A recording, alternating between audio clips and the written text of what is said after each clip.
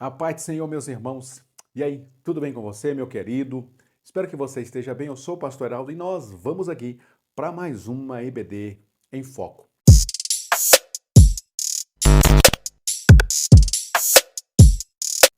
Pois bem, meus queridos irmãos, lição de número 8. Nós vamos falar um pouquinho hoje sobre a família, uma obra em permanente construção. Nós sabemos que quando pararmos de aprender, eu sempre gosto de dizer essa frase, quando nós pararmos de aprender, é porque a gente já morreu. Todos os dias a gente vai estar aprendendo. E na família, são duas pessoas, três pessoas, quatro pessoas, famílias grandes, às vezes 10 pessoas, em constante aprendizado. Então, a gente precisa ter essa consciência de que a família está em formação, em construção, a gente aprende, a gente tem que deixar coisas, absorver coisas, e assim a família vai sendo construída dia após dia. Olha só o que diz o texto de referência no Salmo de número 128, é bem conhecido e propício para essa lição, Salmo 128. Bem-aventurado aquele que teme ao Senhor e anda nos seus caminhos. Então, o principal motor da família é o temor ao Senhor. Pois comerás do trabalho das tuas mãos, feliz serás e te irá bem. Então, o trabalho entra aqui, felicidade faz parte da família e as coisas dando bem faz parte também na família, irmão. A gente não pode ser pregador do caos, né? Que Deus, ele é Deus, mas que a gente passar, e a gente usa muito passagens como a de Jó para falar sobre o sofrimento do justo. A promessa de Deus é também felicidade, também paz, também alegria na minha casa, na sua casa. Olha só as promessas de Deus no versículo 3. A tua mulher será como a videira frutífera aos lados da tua casa, os teus filhos como plantar de oliveira roda na roda da tua mesa. Eis que assim será abençoado o homem que teme ao Senhor. Olha só o que a Bíblia considera como bênção. É uma esposa, filhos. E não somente isso. O Senhor te abençoará desde Sião, e tu verás o bem de Jerusalém todos os dias da tua vida. Verso 6. E verás os filhos de seus filhos, e a paz sobre Israel. Filho dos seus filhos, longevidade. Eu vou virar avô, vou ver as minhas filhas se casarem, vou ver as minhas filhas, meus filhos tendo filhos, serei avô, serei bisavô. Ver a paz de Jerusalém é também falar de prosperidade e longevidade. São promessas aqui no Salmo de número 128. E a gente vai então aqui para a nossa introdução e diz assim: uma família não se faz de um dia para o outro. A construção de um bom relacionamento familiar leva tempo e precisa de uma semeadura diária. Olha só essa expressão, irmão, uma semeadura diária. A gente precisa plantar todos os dias, a gente precisa cultivar todos os dias nesse jardim chamado família. Todos nós somos eternos aprendizes em matéria de família, né? Até mesmo os grandes ensinadores, doutrinadores da família, quem sabe Cláudio Duarte, dentre outros palestrantes, têm os seus erros, têm os seus tropeços, as suas falhas, muitas coisas que eles dão conselho aqui para nós. Talvez na casa deles eles estão passando exatamente agora, precisando também desses conselhos, e assim nós vamos aprendendo com a vida, aprendendo uns com os outros e, acima de tudo, aprendendo com o nosso Deus. Tópico de número 1, a família é uma obra em processo. Definição de processo: conjunto de medidas tomadas para atingir um objetivo, ação continuada, realização contínua, algo em andamento, em desenvolvimento, em construção. Casamento não vem pronto, se constrói. E aqui a gente já derruba a primeira grande falácia, ou a primeira grande mentira de casais que, com pouquíssimo tempo, já se separam, que é aquela compatibilidade de gênio, né? Já ouviu falar dessa expressão? Olha, nós casamos, mas a gente percebeu que a gente é muito diferente um do outro. Mas se a gente fosse casar com pessoas idênticas a gente, irmão, a gente demoraria muito tempo ou talvez nunca casaríamos. E a gente vai casar, às vezes, com pessoas completamente opostas a nós. Mas nesse processo de construção, a gente vai se adequando. Eu abro mão de uma coisa daqui, a pessoa com quem você casou abre mão de outro ponto ali e a gente vai se ajustando. Casamento não é sorte, loteria, mas uma construção diária. Diariamente a gente está ali regando, plantando, construindo. Marido não vem pronto, você faz. Você tem um marido que você faz. Esposa não vem pronta, você faz. Você tem a esposa que você faz. Ou seja, se você investe no seu esposo, você está construindo o esposo que você desejaria. O esposo dos seus sonhos está em construção. Então você que vai investir na vida dele e vice-versa também. O seu cônjuge vai ser o espelho do que você é e como você se relaciona ou trata. Amém? Vamos então adentrar aqui no 1.1 que diz: o que foi construído junto é mais sólido e de difícil desconstrução. Tem cônjuge que constrói junto e tem cônjuge que busca o conforto de algo pronto. Casamento não se vende na loja da esquina, nem no shopping. Casamento é um processo que dura a vida toda. Ao nos casarmos, nos esgotamos e não chegamos no fim do processo. Depois virão os filhos, depois eles se casam, juntam-se a nós os genros e noras, pessoas vindas de outros ambientes e culturas, outras criações, e precisamos aprender a conviver. Olha só, eu, quando me casei, eu era de uma família, de um jeito de ser, de uma maneira de ser criado, de uma cultura às vezes diferente. Aí a minha esposa, uma cultura diferente, um jeito diferente, tratamento familiar diferente. A gente se casa. Quando a gente, depois de anos e anos e anos se ajustando, construindo, a gente está começando a aprender, os nossos filhos já estão em processo de casamento e eles se casam. E aí eles vão trazer para perto da família genros e noras, e depois vem netos. E aí esse processo, ele é um processo contínuo, não para nunca. Daqui a pouco vem bisnetos, daqui a pouco a gente já tem a terceira geração de famílias. E eu quero viver essa, se Jesus não tiver voltado, ver os meus netos, os meus bisnetos, e assim tirar aquelas fotos que a gente tira com muita gente, muito neto, né? Bisneto. A minha mãe sempre, quando a gente está lá na casa dela e vai tirar aquela foto de aniversário, aquela foto de final de ano, a gente vê os netos, os bisnetos dela. Daqui a pouco vem os tataranetos. Que Deus dê longevidade à minha mãe e assim Deus dê longevidade a cada um de nós para a gente ver essas promessas de Deus se cumprindo. Mas vai ser fácil? Não vai ser fácil. A gente vai estar em constante aprendizado, né? Quando a gente toda a paciência que a gente às vezes achava que tinha gastado com os filhos, agora a gente recomeça tudo de novo com os netos, não é assim? Eu não tenho um neto ainda, mas dizem que quando a gente tem, a gente fica mais ainda apegado aos netos, muitas das vezes, do que era com os filhos. É um processo que a gente está se reaprendendo, se reinventando. Às vezes o que a gente errou com os filhos, a gente vai tentar não errar com os netos e assim por diante. Cada fase é um ciclo e vamos nos adaptando a cada etapa. Quando chega a velhice, ainda temos que aprender a lidar com ela dentro do casamento e da família. Tudo é um aprendizado, uma nova fase que estamos passando e construindo. E a gente já falou sobre o tratamento com os idosos aqui. Infelizmente, muitas famílias não têm lidado bem com isso, né? Os filhos às vezes preferem colocar os pais idosos no asilo, num lugar para alguém cuidar deles. Obviamente que esses lugares são preparados para dar o cuidado, mas a gente, irmãos, se eu fosse envelhecer, eu gostaria muito que a minha família cuidasse de mim, não que me lançasse num local com pessoas estranhas, mesmo que houvesse um bom tratamento, eu gostaria de estar sempre junto à minha família, porque foi para isso que nós casamos, foi para isso que nós constituímos famílias, para na hora da alegria estar junto, mas na hora da dor também estarmos juntos. 1.2. No começo do casamento, não sabemos de quase nada. Todos estão aprendendo e procurando se firmar. Você é um aluno e professor ao mesmo tempo.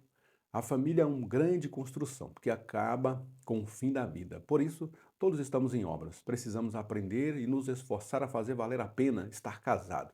Se o seu casamento não é o que você gostaria que fosse, verifique se ele está edificado no fundamento certo. Se não estiver, reconstrua seu relacionamento sobre os ensinos do Senhor Jesus. Ninguém nasce sabendo nem vira craque de uma hora para outra. É com o tempo que adquirimos maturidade. É como se fosse uma construção de cimento e tijolos. Quando a gente acha que concluiu, precisamos aumentar os compartimentos, trocar alguma parede de lugar ou estar sempre em reforma. Então, nós já vimos isso aqui, nós estamos em construção, nós estamos em uma fase em que a gente acredita que agora sim, agora vai dar certo, agora nós estamos ajustados. Aí aparece alguma coisa para nos ensinar uma outra lição e assim por diante. Até que a gente morra, a gente vai estar aprendendo alguma coisa, principalmente no seio da família. 1.3. Não existe casamento perfeito porque somos imperfeitos, né? Gostei muito desse tema, né? O casamento não é perfeito, irmão, e não tem como ser porque nós somos imperfeitos.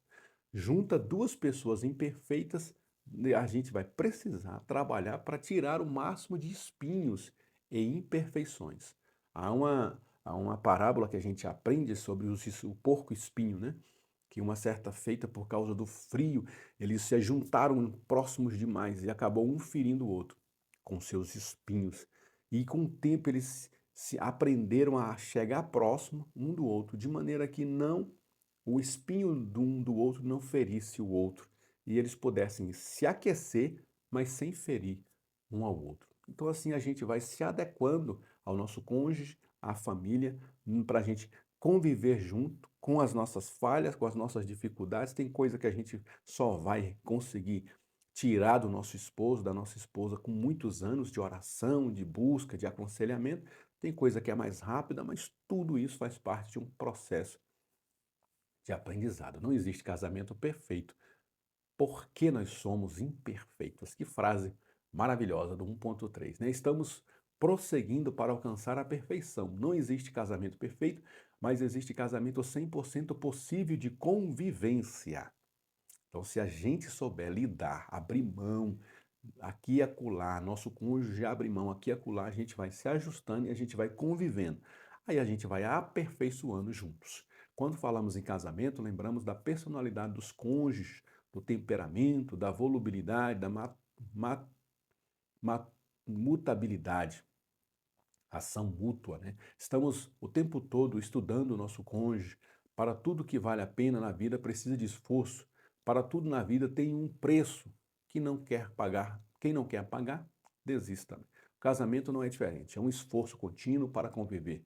Casamento perfeito é uma utopia, ou seja, é algo que não vai se alcançar. Perfeição com pessoas imperfeitas é impossível, então. Mas um casamento de sucesso é quando você pode dizer um ao outro tudo o que qualquer outra coisa, sem segredos, mentiras ou reservas. E a gente já falou sobre a tecnologia na lição passada e a gente, né, falou sobre a senha, né? Então, o seu cônjuge tem a senha do seu celular, do seu smartphone, do seu computador. Então, são coisas que a gente precisa ter ao máximo de abertura, sem mistério, sem nada escondido. Tudo seja muito claro, muitas claras, para que a gente tenha sempre evitar os problemas, né? Tem problema que dá para evitar. E esse é um problema que tem atingido muitos casamentos, essa questão das mídias, das redes sociais, e muita gente acaba arrumando problema onde não precisava. Quem fez o projeto foi Deus, então o projetista orienta a construção de acordo com as normas traçadas. Quando se segue o projeto, não tem como a casa ser mal construída. Tópico de número 2, o casamento não pode ser experimental. Esse tópico aqui é top, viu? Gostei muito dessa pegada aqui do autor. O casamento não pode ser experimental. O que tem de gente que está fazendo isso? Aí a legislação atual permite isso, através do amigar, né? Você vai amigar, você vai passar um tempo junto. Vamos morar junto para ver se dá certo. Aí o camarada está há 20 anos morando junto e você fala de casamento para ele, tem algumas famílias que quando se converte, aí a mulher se converte ou o marido se converte, você traz eles para conversar, você fala assim, olha, a gente precisa acertar a sua questão, casamento civil, vocês estão amigados. Aí a pessoa fala assim, mas nós estamos juntos há 20 anos, há 30 anos, nós não precisamos casar no civil. Mas o início de tudo isso, quando eles se juntaram para passar um tempo, para se conhecer, para ver se ia dar certo. Aí foi se adequando, depois não quis regularizar isso no casamento de registro civil. E aí a gente vê muita gente entrando no casamento para experimentar, para ver se vai dar certo. Se não der certo, a gente se desfaz, assina o divórcio e dá tudo certo. Não tem problema nenhum. Vamos então ver esse problemaço aqui que a gente está nessa sociedade moderna arrumando para a nossa própria cabeça. Precisamos nos conscientizar de que o casamento é definitivo até que a morte nos separa. Essa é uma ordenança que Jesus repete ela em Mateus capítulo de número 5 e também Mateus capítulo 19. Não é até que surja um problema, uma dificuldade, um descontentamento, uma crise. A maioria dos casamentos não resiste à primeira crise. Às vezes essa primeira crise vem no primeiro ano, no segundo ano, ainda estão em lua de mel, já passaram por crise e estão em processo de separação. Se todas as crises acabassem em separação, em divórcio, não teria mais ninguém casado. Muitos pensam e falam, vou me casar, se não der certo, separo. Marcos 10, 9 diz, o que Deus ajuntou, não separe o homem. 2.1, o casamento não pode ser descartável. Precisamos preservar e fazer a vontade de Deus para alcançar a promessa. Quem dá o sim precisa ir até o fim, não pode ser descartável. O que significa? Pode ser jogado fora a hora que quiser, que usa uma vez ou poucas vezes e depois descarta. Jogar na lata do lixo. Descartável é aquilo que não se destina a conservar nem a consertar. Precisamos ser capazes de nos reerguer diante de uma falha, de um erro ou consertar o que não saiu a contento. Já pensou começar tudo de novo? E com essa reflexão aqui, dessa pergunta retórica, nós devemos tirar uma lição, e aí a gente bate palma para a fé cristã, para as igrejas evangélicas, né? As outras religiões eu não sei, mas eu falo daqui, eu tenho propriedade para falar que são os evangélicos. Nós estamos de parabéns porque a maioria das igrejas, pelo menos as que eu tenho contato, tem liderança de casais, tem liderança de família. Aí a gente faz encontro de casais, a gente faz o culto da família, a gente tem oração pela manhã, às vezes dedicada às famílias, né? Tem igrejas que têm a consagração do dia tal, é pelas famílias. E aí a gente tem vários trabalhos que são feitos, livros escritos, palestrantes de renome. Citei aqui o Cláudio Duarte, mas tem vários outros aí que mexem especificamente com a área da família, muitos homens que têm se debruçado, muitos palestrantes, muitos coaches, né, da família também, que são pessoas que estudaram psicanálise, psicologia para trabalhar o casamento. Deus tem levantado pessoas para ajudar as famílias que querem serem consertadas, porque a gente vai ter problemas, a gente precisa buscar conserto, buscar se ajustar. A gente não vai rasgar e jogar fora, descartar.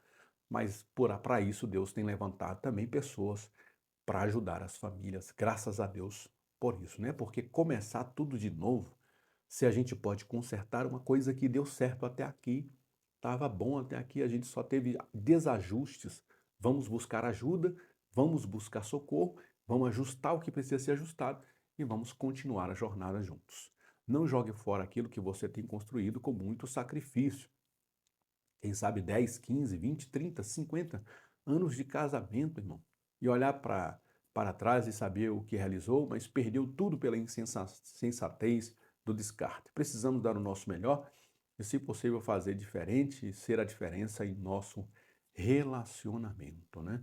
2.2, o casamento não pode ser volúvel ou vulnerável, né? Qualidade daquele que é inconstante, que muda de lado facilmente, instável, variável, uma hora quer, outra hora não quer mais. Devemos ter em mente que a inconstância é um inibidor para recebermos alguma coisa do Senhor. A gente pode até, muitas vezes, no processo de namoro e noivado, ter um certo receio, pensar melhor, a gente ora, busca uma direção, uma orientação de Deus. Mais uma vez casado, aí não, irmão, aí a gente já está junto, aí agora é buscar aperfeiçoar, né? A gente vai ser imperfeito, mas tem como aperfeiçoar a cada dia e a gente vai ter que buscar esses ajustes, né? Para isso, igual eu me referi no tópico anterior, a gente tem equipes de casais, equipes de família nas igrejas, a gente tem palestrante, tem livros escritos, então a gente precisa estudar também como ter uma família saudável, como ter filhos saudáveis. A gente tem palestrantes maravilhosos, irmãos, que escreveram livros sobre educação de filhos, sobre como tratar bem a esposa, tratar bem o esposo. Então a gente não tem nenhum motivo para a gente ficar em inconstância. Isso é coisa de quem está namorando, no máximo quem está noivado. Casou, a gente tem que buscar a estabilidade, buscar se ajustar, né? Devemos ter em mente que a inconstância é o inibidor para recebermos alguma coisa do Senhor. Todos os dias devemos optar e decidir se vamos esperar acontecer ou se vamos decidir o nosso caminho e não deixar que a vida nos leve para onde ela quiser. Precisamos encarar os problemas de cada dia, não adianta deixá-los acumular. A perseverança é a marca dos que permanecem casados. Seja persistente, né? Insista, busque ajuda. Às vezes, um dos cônjuges é mais fechado do que o outro. Aí quem é mais aberto precisa buscar esse diálogo. Quem é mais fechado precisa aceitar que você é fechado e buscar o diálogo com a pessoa que está buscando, porque o diálogo ele tem que ser constante, né? Infelizmente, por falta de diálogo, por falta de abertura, as pessoas vão se fechando, daqui a pouco estoura uma bomba dentro de casa e vai ver, vai dar em divórcio, tá? Vai dar problema isso daí. 2.3. O casamento não pode ser por convivência ou conveniência ou por convivência. A gente está ali convenientemente, está vivendo muito tempo, já estamos aqui mesmo, eu não tenho outra coisa para fazer. Não deve ser assim. A gente deve estar em paz, deve ter consciência do que está fazendo. Nenhum dos cônjuges pode defraudar um ao outro senão por consentimento mútuo. Conveniente é aquilo que atende ao gosto só de um dos lados. O prazer só de um dos lados. Quando um dos cônjuges começa a viver de forma conveniente, o casamento está fadado ao fracasso. Pois conveniente é quando convém à pessoa, que é favorável, interessante, que dá lucro, o que satisfaz e na hora que atende às suas expectativas. Só serve se lhe trouxer bem-estar. Pessoa que vive egoisticamente. Uma vez satisfeito, o seu desejo, a sua vontade, o resto não está nem aí. O corpo de um pertence ao outro. Mas se não for bom para os dois lados, esqueça, delete. No casamento, nenhum dos cônjuges pode ser individualista. Eu conheço vários casos, não poucos, mas vários casos, em que a mulher casada com o marido até que tolerava ele por um tempo. Tolerava, por conveniência, né, como diz aqui o nosso tema. Por conveniência. Ela não trabalhava fora, não tinha recurso, não tinha como se manter e separar era um problema financeiro. Então, por questão financeira, não se separou. Eu conheço vários casos, não sei se você conheceu aí, pessoas que a mulher, ou vice-versa, tá? Ou vice-versa. Que a mulher, por exemplo, começou a trabalhar e ganhar um salário e ter uma vida independente. E aí começou a ter o recurso próprio dela. E a partir daí, o casamento foi desfeito, porque agora ela é uma pessoa independente. Então, a impressão que passa é que ela estava casada só porque não tinha condição de se manter mais. Não tinha mais amor, não tinha mais nada naquele casamento. Apenas conveniência. Essa é a tônica aqui desse tema que a gente está trabalhando no 2.3. A pessoa fica com a outra por um tempo até que aquela conveniência passe. Talvez é um filho. Quando meu filho crescer, eu me separo dele. Quando meu filho crescer, eu me separo dela. Já viu pessoas assim? Que estão só esperando os filhos crescer para se separar? Que coisa terrível. Quando eu começar a trabalhar, quando eu terminar a faculdade, quando eu terminar isso aqui, quando eu passar no concurso, ele está só esperando alguma coisa acontecer para ele poder pular fora desse barco, né? Que terrível, né? Que casamento mais complicado é isso daí. Mas a gente tem como consertar até isso aí. É só buscar ajuda, como nós falamos no tópico anterior. Tópico 3, o casamento é um aprendizado constante.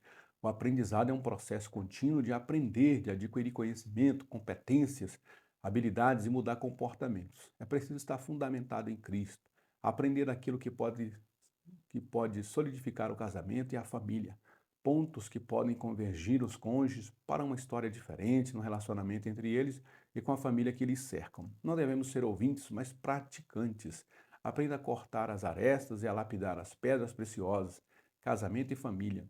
Evite a cultura machista ou feminista, onde nenhum se dobra. E agora a gente vai falar um pouquinho sobre o machismo e o feminismo, que, como uma ideia filosófica, um pensamento, entra dentro da família e tem destruído, devastado muitos casamentos. Vamos primeiro aqui ao machismo, né? Machismo é o exagerado senso de orgulho masculino, virilidade agressiva, comportamento expresso por opiniões ou atitudes de um indivíduo que discrimina ou recusa a igualdade de direitos e deveres com as mulheres. Essa questão do machismo aqui é um negócio tão problemático que muitas mulheres no passado, as mais modernas não, mas as do passado, que elas não trabalhavam fora, elas viviam só como donas de casa, só como donas do lar.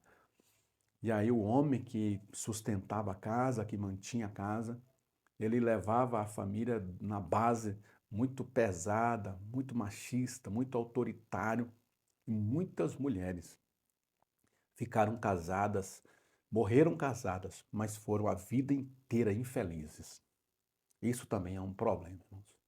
A gente não casou para ser feliz, mas para fazer o outro feliz. Não é isso que a gente aprende nas palestras? A gente não casa para ser feliz, mas para fazer o outro feliz. Mas se a recíproca não for verdadeira, irmão, você vai ser uma pessoa que vai fazer a outra feliz, mas vai ser infeliz a vida inteira. Pense nisso. Então, o machismo, durante muito tempo, ele imperou nos casamentos, oprimiu as mulheres e as mulheres acabaram por não ter uma opção de uma coisa diferente daquilo, ou não tinham ajuda como hoje nós temos, não tem recursos como hoje nós temos. As igrejas não trabalhavam isso como hoje nós trabalhamos, aí a gente tinha muito problema. Hoje, graças a Deus, as igrejas têm até esse trabalho, né? Ensinando o homem a ser galanteador da sua esposa, a ser uma pessoa sensível com a sua mulher.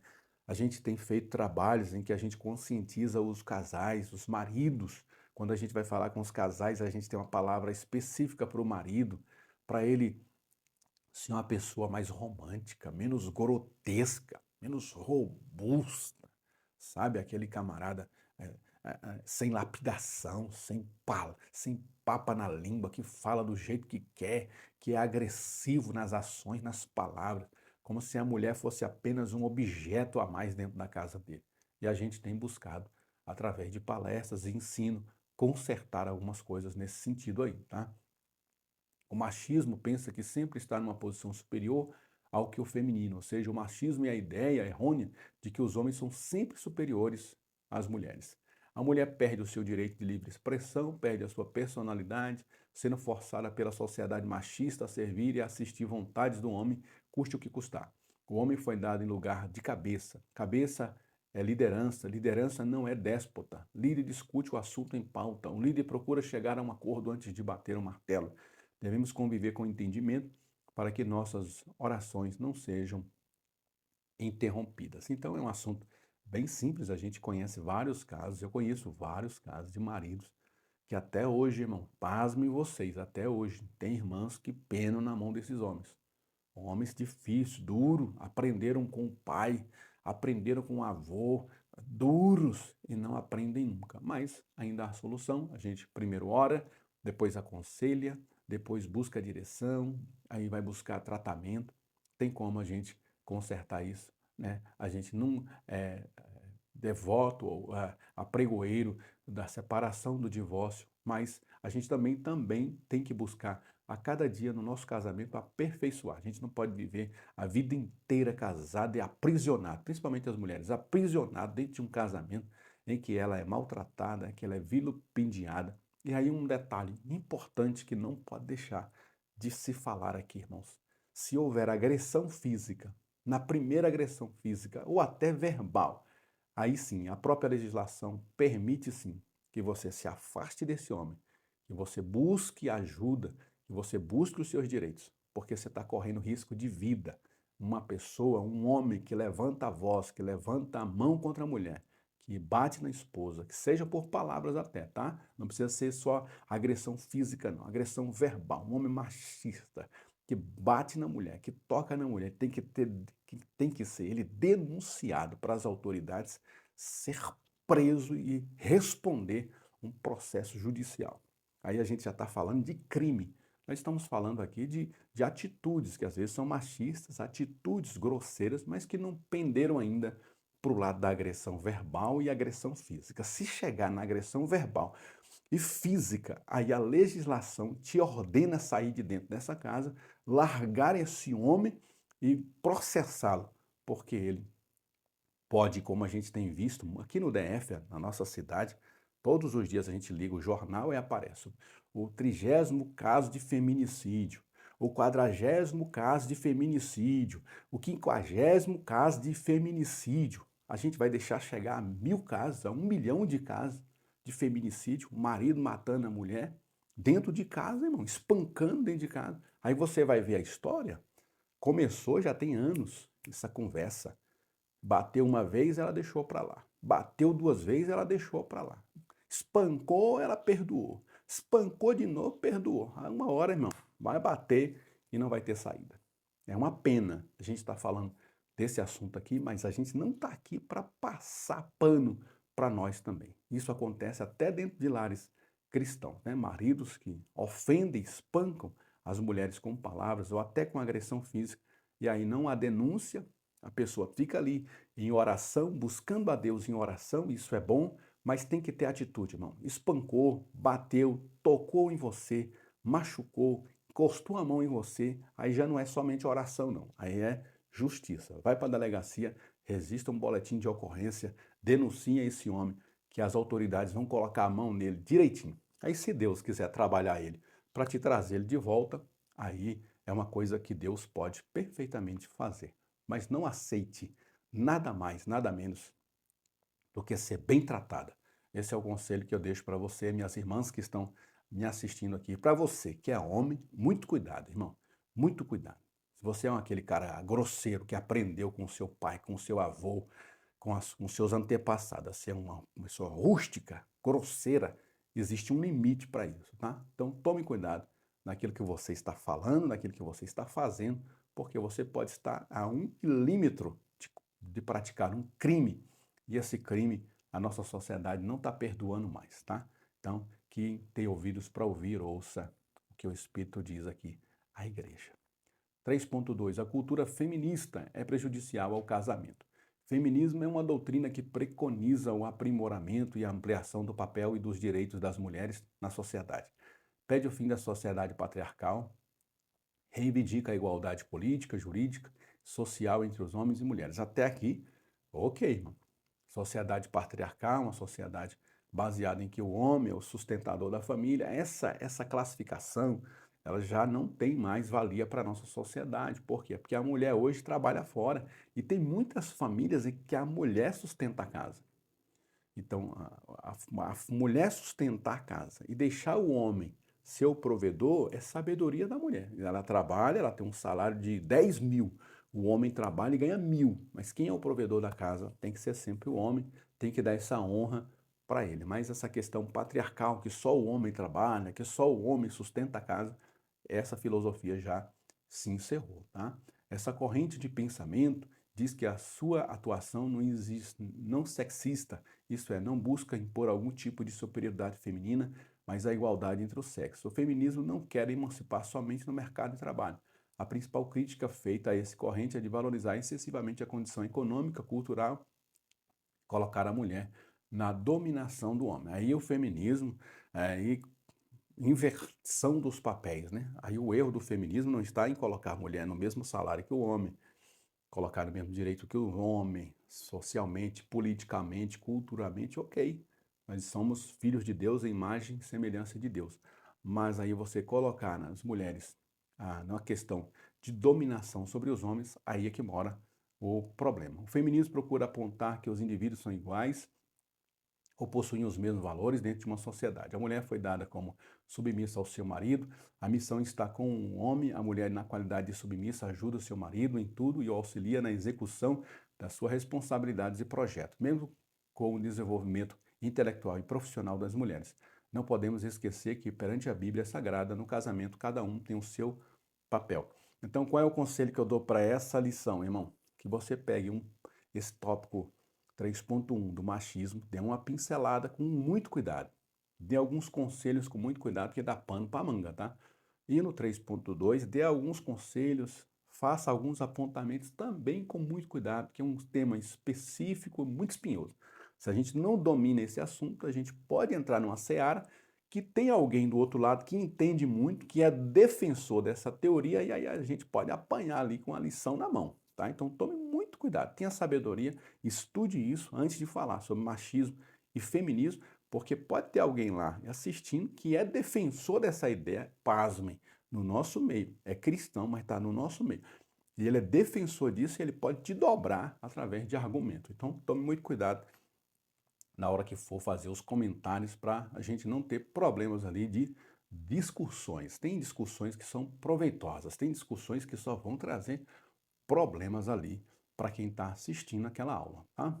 3.3. Aprenda a aceitar o seu cônjuge e amar a si mesmo. Compreender os limites da pessoa amada, limites físicos, intelectuais, laborais, sexuais, de paciência, aceitar as preferências, os hábitos, as tradições regionais, de família e de igreja, aceitar as escolhas diferentes, será criticar ou reprovar, no lugar da crítica, precisa de habilidade para aconselhar, será ferir a pessoa amada, o elogio se esquece, a crítica se leva para o túmulo. Existem muitas formas inteligentes de discordar de uma coisa, não sendo deselegante. Quem ama o seu cônjuge ama a si mesmo. Aprender a se cuidar. Se o seu cônjuge me ama, ele nunca vai ser atraído por outra pessoa. Isso é utopia. O seu cônjuge está vendo gente interessante todo dia, gente bonita, gente bem vestida, gente cheirosa, gente que preenche os vazios que você deixa. Mesmo dentro de casa, os cônjuges precisam estar asseados, arrumados e cheirosos. Não descuide da sua aparência. Tá aí um tópico bom para a gente se aprofundar, aconselhar os casais, as famílias, né? Falar um pouquinho sobre assiduidade, irmão, é um problema, né? A gente trabalha fora, principalmente os homens, e as mulheres se arrumam muito bem. Aí a mulher lá no trabalho, ela está assídua, está bem cheirosa, bem postada, sempre trabalhando com palavras galanteadoras para o homem, ali, para o colega de trabalho. Aí chega em casa, o cara só leva a sapatada. A mulher sempre desarrumada e vice-versa também, tá? A mulher lá no trabalho, o companheiro de trabalho galanteador, todo cheiroso, arrumado, sempre elegante, sempre convidando ela, leva uma lembrancinha, leva um negocinho e manda uma mensagem de bom dia, aquela coisinha toda, toda, toda, como quem quer conquistar alguém. Aí chega em casa, o brutamonte está lá, do marido, e vice-versa, está lá aquela pessoa rancorosa, mal amada, com 7 pedras na mão para vir contra a pessoa, né? Que a gente possa tomar cuidado com isso. Está aí um tópico que a gente pode usar para dar conselhos aqui, né? A gente talvez não domine o feminismo e o machismo, a gente passa rápido por esses tópicos para não passar pelos espinhos que ele vai gerar e a gente perde um pouco de tempo aqui no 3.3. Tá? Então, cada lição, dependendo do professor, vai ter uma performance, tá? Talvez a gente não domina o tópico 1, mas o tópico 3 a gente domina e aí você se aprofunda mais. É assim que eu sempre faço. Tem tópico que eu não domino muito, eu passo mais por cima e o outro a gente gasta um pouquinho mais de tempo. E a conclusão diz, ninguém se casa sozinho, ninguém consegue uma vida matrimonial se não for construída a dois, precisamos abrir mão dos nossos caprichos em benefício da família, mais cedo ou mais tarde os ventos virão, o segredo está na base, no alicerce, no fundamento. Então, a gente aprendeu um pouquinho aqui que a família está em construção, que a família está em fase de aprendizado. A gente, quando estiver lá na velhice, irmão, na velhice, idoso, 70, 80 anos, você tem que aprender alguma coisa. Se você não aprende mais nada, você está fechado ao aprendizado, você está prontinho para morrer. Nós sempre estaremos aprendendo alguma coisa. Amém? Que Deus abençoe a você que nos acompanhou até aqui. Até a próxima EBD em Foco, se Deus assim nos permitir. Deus abençoe.